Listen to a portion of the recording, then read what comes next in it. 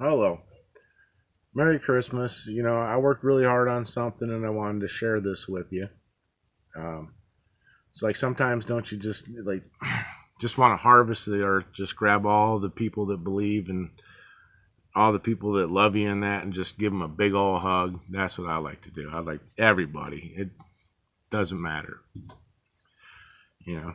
But today we're going to learn about symbols, you know, and there's a couple important things. I mean, you think they had governments back when they wrote the Bible, so you know that they had to rally the people. They had to get them going and just put the spirit in them.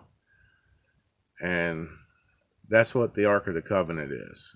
That's to give you the understanding and rally the troops, and uh, it gives you the impression: united we stand, divided we fall. It can give you the impression when you're asking it a question, if a divided house won't stand, it'll give you that impression. It's perceptions. So, and perceptions are they're like this. Okay, I'm going to tell you about you and me. This is a sword, and it's you and me. So if you picture this in your head, and you're one blade and I'm the other blade, but when we think alike, there's a fire, and you really need to think about this concept, see, because this is a thinking concept, and you get this from Genesis, but this is the first concept that I got when I was a kid, with the sword in Genesis. And basically, my perception was this: if you're one blade and I'm the other blade, then what you read in the Bible and you understand is your religion, because it's in your brain. That's what you're conveying to me. And I do the same thing. What I read, I convey to you. So the person with the most knowledge is they're probably a little higher than you, and that's how Jesus went on the religious hierarchy. You step up by the amount of knowledge that you get, and knowledge is manna, and you get that from the Bible and everything else you read, but you want a good starting point. So anyways, you want to get a lot of knowledge in there. So here's the point: when you read the Bible, you get a perception. When I read the Bible, I get a perception. So when you tell me what you think, I understand you. And when I tell you what I think, you understand me. Well, sometimes you don't understand the person that you're talking to, or you're trying to tell them what you know and they're not listening. And they don't get it, and there's reasons, because how much knowledge do they have? So this will get you thinking like everybody else. I mean, if you're a Christian, then you know that your belief is in one good God. I mean, you look up the definition: Christianity, the belief in one supreme God. So that's what we're starting with today. And now you know the sword concept. So when we think alike, now with that concept, when you're talking to somebody, and when I first learned this concept, I thought everybody had the sword in their mind. And when I realized they didn't, I felt a little better, because that's a double-edged sword. It cuts all kinds of ways. That's why it's a sword. And you got to see how you can get cut with that sword. So basically, I thought people knew what I thought of them. See, when you have the double-edged sword and you're talking to somebody and they got less knowledge, and that you have an opinion that they have less knowledge. and you're trying to figure out a way to communicate with them. But I thought people knew that, but actions and so on and so forth. You learn a whole bunch of stuff just having the concept in your mind. A double-edged sword, you, me, when we're thinking together, that's got a fire, and I'm just trying to get us to think together, So that's the sword, but that sword's got multiple meanings. That's a symbol you have in your brain that you can relate things to, okay? So that sword is the physical body and instinct, all right? And it don't have fire. The physical body and instinct, you're just scary. You're cutting up yourself. You're making bad decisions. You just don't have enough knowledge. And the idea is to get knowledge to create a soul. So the more knowledge you get, the more soul that you have. And the object is to get your physical body and soul and get rid of all that instinct and get that body and soul together as one, and then that sword has fire. See, but other than that, that's just a dangerous sword with instinct, and that's just dangerous, And you can do this with law and religion. If your law is aligned with your religion, then that double-edged sword of flame and fire, it's pretty good, And it's just a thinking concept for understanding that. So that's, we got that. I think I told you everything about that. So that's the sword. So keep that in mind. And in Genesis, there's the tree of life, knowledge, good and evil. You're going to get the knowledge of good and evil maybe in this episode or the next one.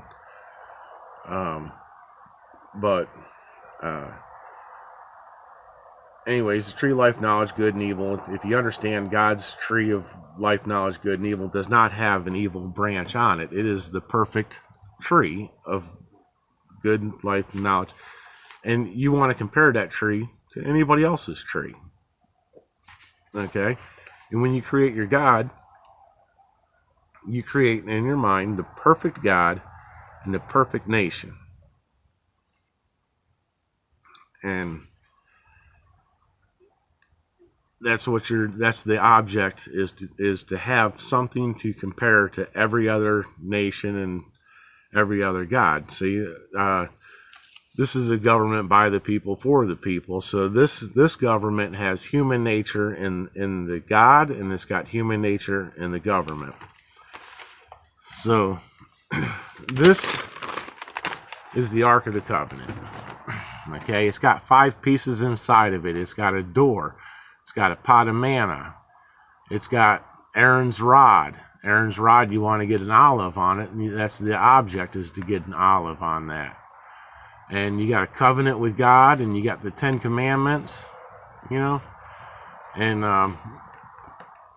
do you know what this is?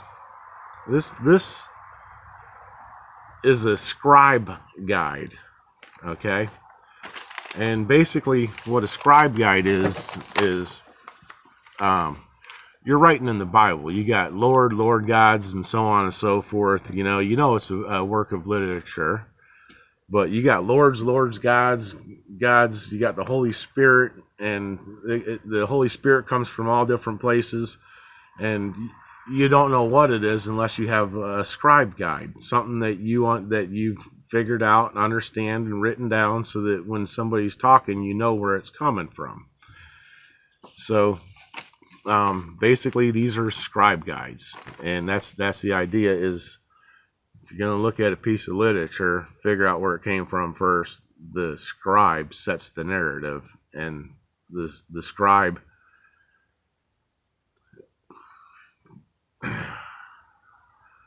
God's first falling angel was the scribe, and his name is Metatron. You can look that up online. Use your artificial intelligence, which is Google, just for finding information. But Metatron was God's first fallen angel, and he's the scribe. So Anyways, this thing's, yeah, it's got several pieces on here, but it gives you a complete understanding of who the players are, what your agreement is with God, and everything else. And it does this in your brain. It's got a spark that goes across it that when you talk to God, because it's in your mind, when you think with logic, this thing answers every question you would ever have about this covenant and agreement you have with God, because the law is, if you don't have full understanding of the players and how they change and what happens to you and so on and so forth, it's not an illegal agreement. You have to have a full disclosure and full understanding of what you're doing, and that's what the Ark of the Covenant does. And it does it in a pretty good way. But like, you have the pot of manna, that's the knowledge, and you have to use, and that's human nature, the knowledge, that's your soul. So you have to have your soul, the man of the human knowledge, to make your God and to make your government. If you take the manna out, okay, it doesn't work, and we'll figure that out. So anyways, the Ark of the Covenant, we're going to start with the box. Perfect God, perfect nation, does no wrong. It is pure as can be, and you compare it to every other nation. And this is for comparison in your mind. It doesn't have to be real, but this is the comparison. Okay, so you got this perfect box that represents your God and your nation, and it's got a crown on top. That crown you get when you get this knowledge. And there's the knowledge, because this is the thinking concept that you use in your mind. And my God has made every government on earth. You got my God in heaven, and he put us down here on earth and made us Lord gods, and we created our nations with whatever we wanted, gods and this and that and the other, but we got the idea of the perfect nation, or perfect God. Okay, that's what the idea is. So, you got the cherubim, and one of those cherubim is Gabriel, which is law, and he has a man and a lion on his belly. And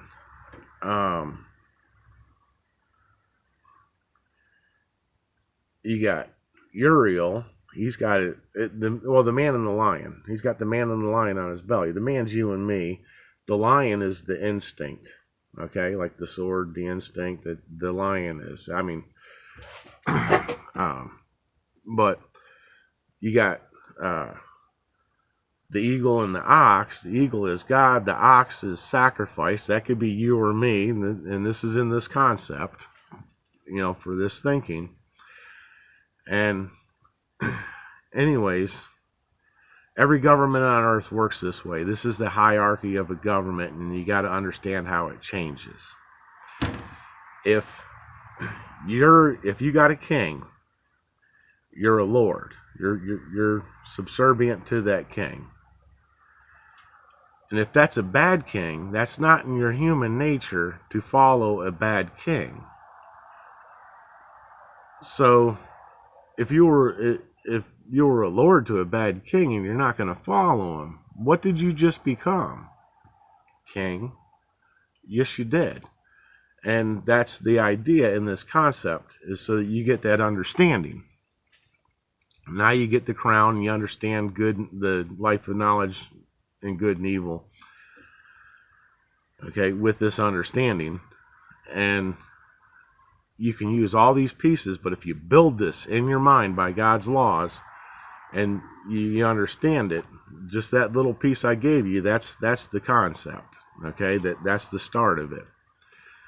So if you're not going to follow a bad God, and you made a bad God, what you've done is you've broken the first commandment, and you lost your covenant with God when you did that. And You know, you don't your religion and your law is not aligned anymore. And I'm gonna have to cut this short because I'm going over 15 minutes, and we'll get into this in the next one. This is symbols. We'll have symbol 2.